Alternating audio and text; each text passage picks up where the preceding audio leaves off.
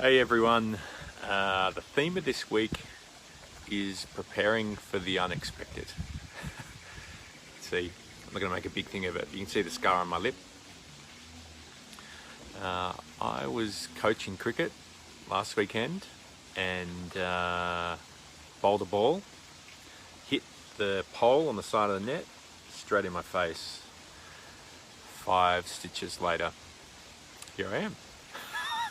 It's been one of those weeks where the unexpected happens, and that's the theme of the video today. So the theme of the video is there's an impending, challenge coming, pandemic coming, of a virus that's going to seriously or potentially seriously impact your team. So what do you do to prepare for it? How do you think about it? And how do you protect your business during that time so that it keeps running and your team, your customers, and everyone gets what they need? Okay, so I've made some notes just here on my iPad. I'm going to talk them through. I think this is one where I really need to be prepared. Before I do this, I think it's worth saying that there's a difference between facts and opinions.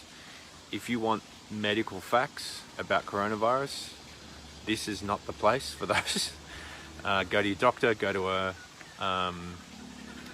proper government source, which I know the government's working on right now.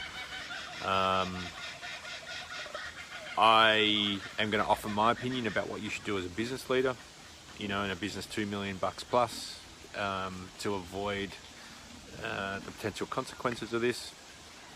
Again, it's my opinion, and you can take and use what you want to help you in your business.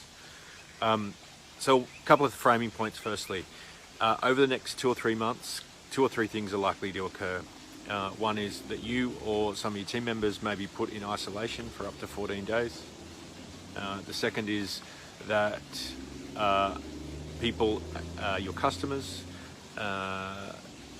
and all your other stakeholders at the front end of your business that you interact with, they may be put in isolation for up to 14 days or contract the virus.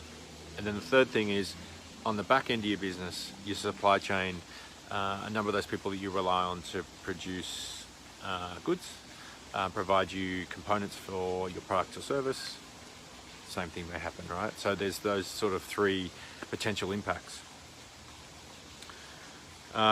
2 mindsets that I think are really important during this time, and I was talking about it with a group that I'm part of, a coaching group I'm part of last night. The first mindset is this: I think it's really important that you have the mindset of that we are open for business.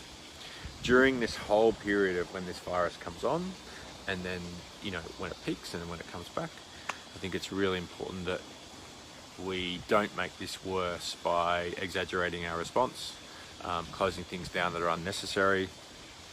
There are ways around this, which leads to the second mindset, which is it's your job as a leader of business, a team leader, to think of creative solutions to keep going, to keep the projects going, to keep the momentum going, to keep progress going.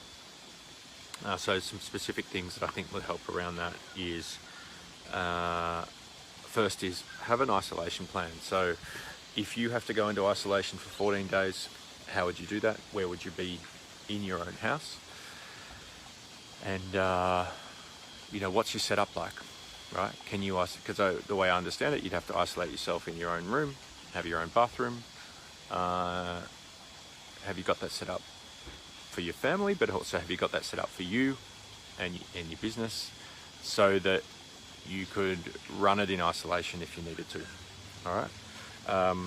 So firstly for yourself, but then secondly for your team, you should be communicating that they think about the same thing, so that if that happened over the next 3 months, you'd be prepared. So the time frame in my mind is I would be thinking about, could you keep your business open and running to the level it was for 3 months if you had to, right, with these disruptions. Second is, so first mindset is open for business. Second mindset is be creative with how you create products and solutions during this time. And first practical thing is create an isolation plan, one for yourself, but also communicate that to your team. The second is your technology setup, right? So this is a big thing for me, but obviously with my mindset around Open for Business, I can continue my coaching. Doesn't matter where I am, or whether I'm home, isolated, or with a client, I can do it using technology, Zoom and other tools, phone calls.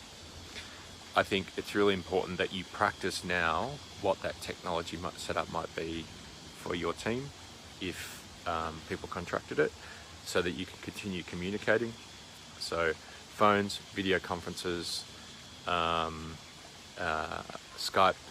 WhatsApp. I think WhatsApp groups are a great way to continue that. All those things put in place now if you haven't got them in place already. And then the third thing is I think the third practical thing is start right away with those changes, so that you're not waiting until it hits to have that set up all in place. Okay, so just to summarize, this is about preparing for COVID-19 as a leader of a business. I think it's really important economically and socially and financially that all of us continue to think, you know what, we're open for business. I think we need to be creative with how we prepare ourselves, and I think expect the unexpected, but we can prepare now.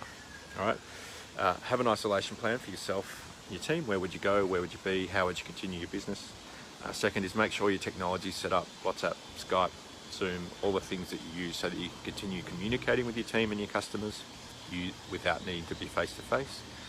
And then the third is start now with getting everything set up and communicating those practical changes. Hope that's been useful. I want to, make my contribution to this global challenge, so that you, as my clients, customers, community, are prepared. See you soon. Take care. Bye.